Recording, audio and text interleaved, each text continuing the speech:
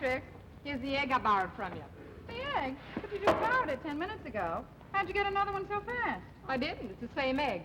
I just used it to darn a sock. Oh, well, I'm glad you returned it, as a matter of fact, because I'm running a little short, and I figured tonight maybe I'd give myself a shampoo.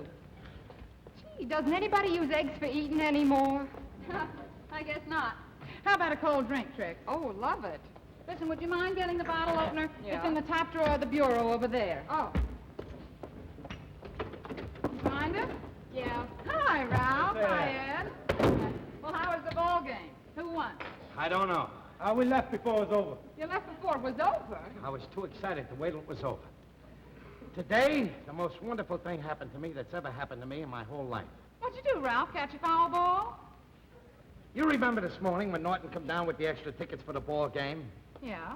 And he asked me to go with him? Yeah. And I said, all right, that I'd call up the bus depot and tell him I was sick. And you said to me, don't call him up and don't tell him you're sick, right? Right. Well, if I hadn't called the bus depot up and told him that I was sick, this thing would have never happened to me, right, Norton? That's right. Tell her what happened. Well, I'll tell you. This morning I had a couple of tickets to the ball game. See, I come down here and I wanted Ralph to go with me. Well, he said he's going to call up the bus company. Tell him he was sick. That part of it. Tell her the other. Ralph, will you calm down and tell me yourself what happened? All right. We get to the ball game, we buy our programs, and we sit down and back at third base. Well, along about the seventh inning, a voice comes on over the loudspeaker, and he says, ladies and gentlemen, would you kindly all turn to page 12 in your programs, the scorecard? Well, I turn to page 12, and there's a big ad for Pop's Pumpernickel Bread. Now the voice says over the loudspeaker, you'll notice that there is a number printed on the loaf of bread in the middle of the ad. If you were holding this lucky number, you will win $1,000. The number is 5683. Who do you think had the number, Alice? Who do you think had the number? You will never guess in a million years. $1,000? Do you mean to say that you won? That's what I've been trying to tell you. Hey, Ralph, when they pay you off that $1,000, make them give it to you in single-dollar bills. One of them may be a lucky buck.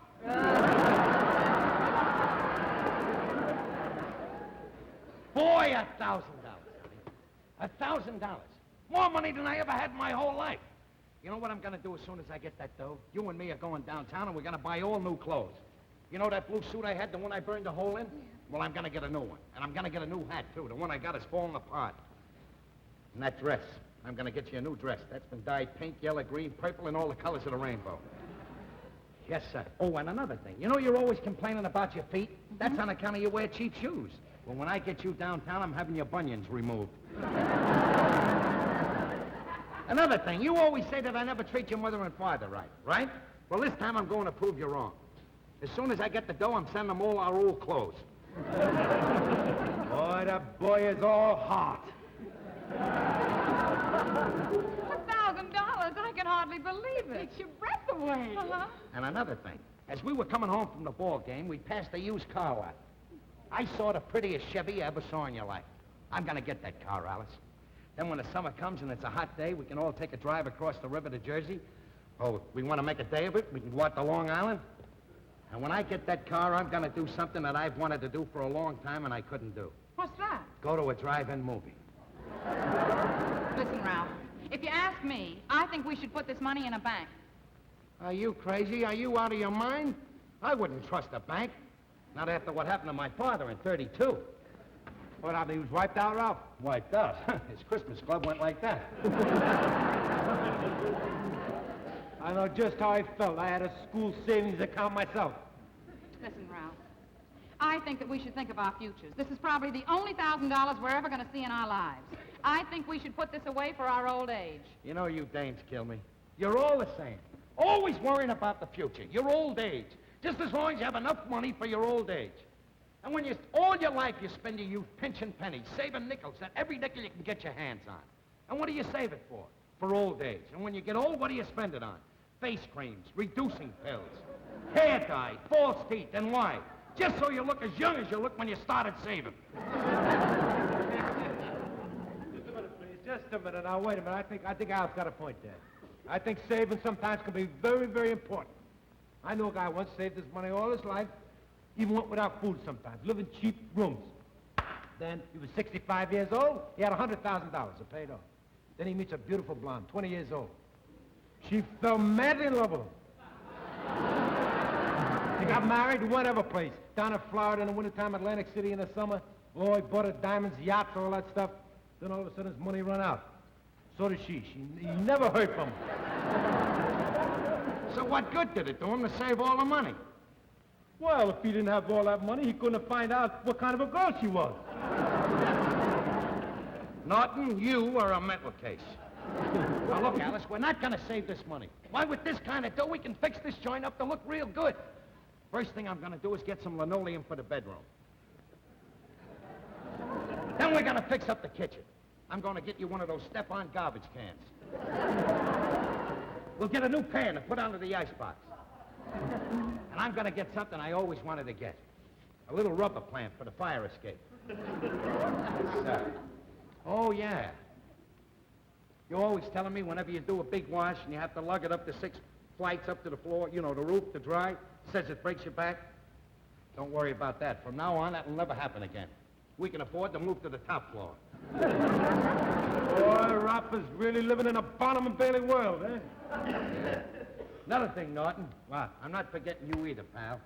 I'm going to do something for you. After all, if it wasn't you coming down with the extra ticket, I could have never gone to the game. What are you going to do for me? Tomorrow, I'm taking you to the ball game. Hey, boy, see, the money hasn't changed him a bit. I'll say he hasn't changed. I'll tell you one thing about Ralph Cramden, money will never go to his head. Don't worry.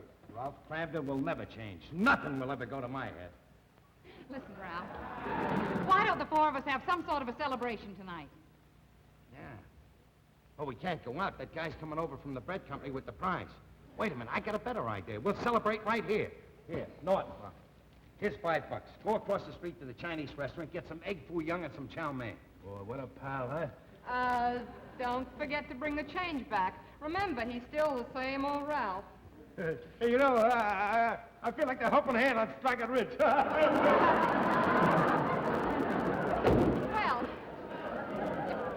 if we're going to have a party, I'll just go upstairs and slip into my good dress. Okay. I'll see you later, Alice. Goodbye, spendthrift.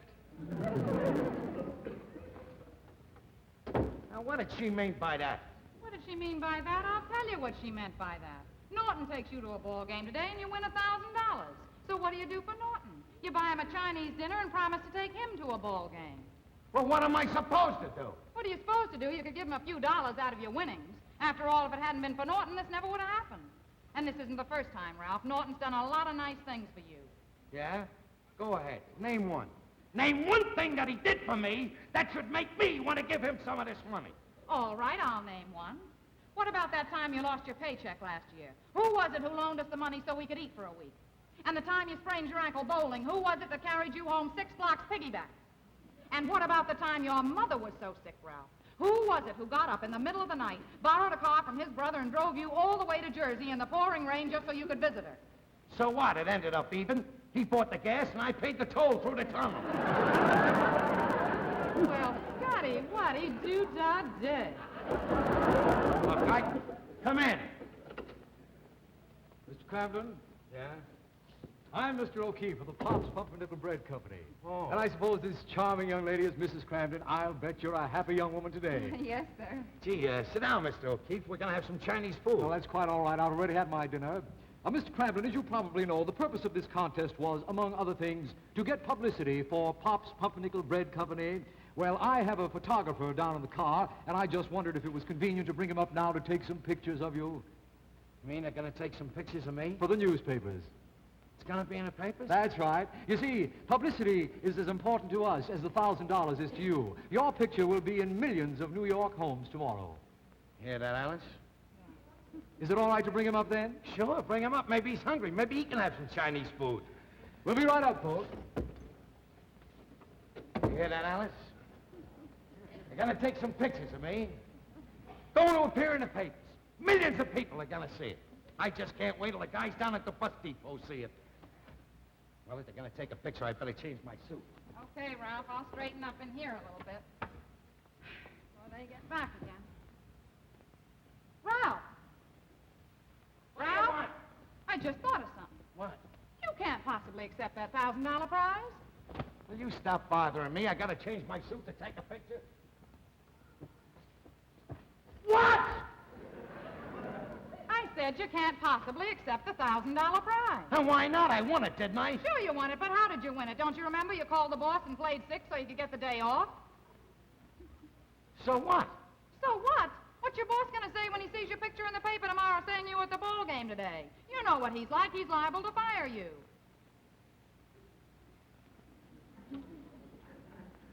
Gee, I never thought of that.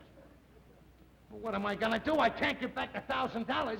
You heard what O'Keefe said. The publicity is important to him. If they don't get their pictures, I don't get the money. I know that, Ralph, but if it's a choice between your job and the money, then you're just going to have to give up the $1,000. You're out of your mind. You're going stark raving mad. What do you mean, give up the $1,000?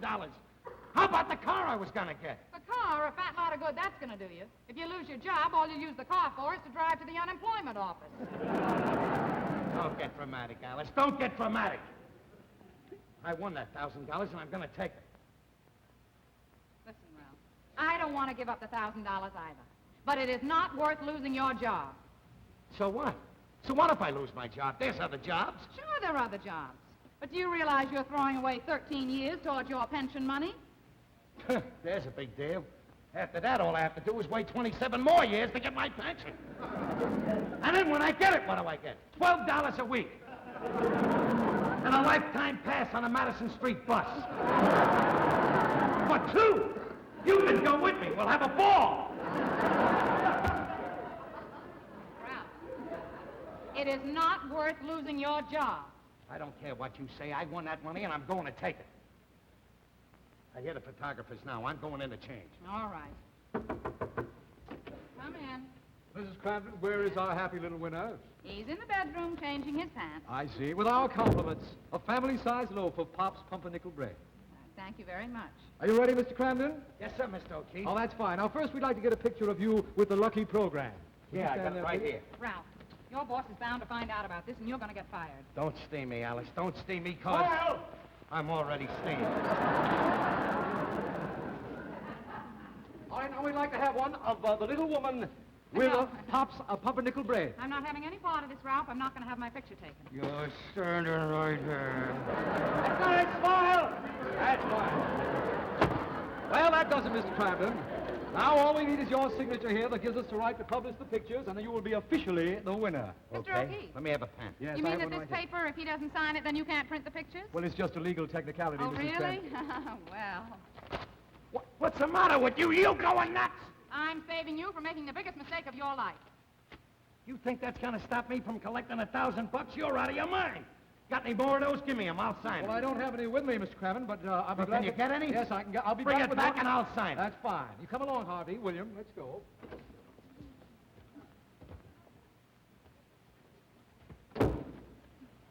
Are you satisfied? Are you satisfied? You know what you just did? You just tore up a legal document. That's wasted forgery. I could have you arrested. Ah, shut up. One of these days, Alice. One of these days. Now, right back there.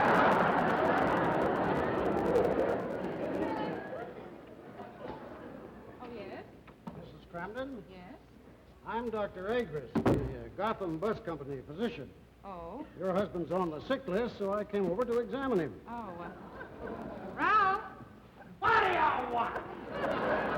the doctor from the bus company is here to examine you. I don't care. Ah!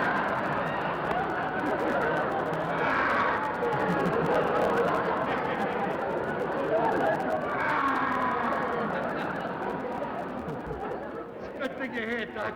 I couldn't have stood it another minute. Well, Pain's killing. I'm sure it isn't as bad as all that. Yeah, Now, let's have a look at you. Where does it hurt? right in my stomach. Well, let's see your tongue. It hurts there, too. I want to ask you something, Doc. When I was sick before, you never came over here to examine me. Why all of a sudden now? Well, frankly, there's been so much phony absenteeism, drivers who are playing sick, that the company is cracking down. Why would you believe it? A man phoned this morning and said he was sick. When I went over to his house, he wasn't even there. He was off on a fishing trip. How about that? Yeah, it'll probably cost him his job. Oh. Well, it looks to me like you got a case of nervous stomach. Yeah, it's pretty Now, you just take one of these every 2 hours, and you'll be as good as new in the morning. Stay on a light diet. Well, good night, Mrs. Cramden. Good night, Doctor. Good night, Mr. Cramden. Good night, Doc. Thank you for coming over. All right. No. Your boss will never find out. He doesn't read the papers. He doesn't have to. He gets a medical report. All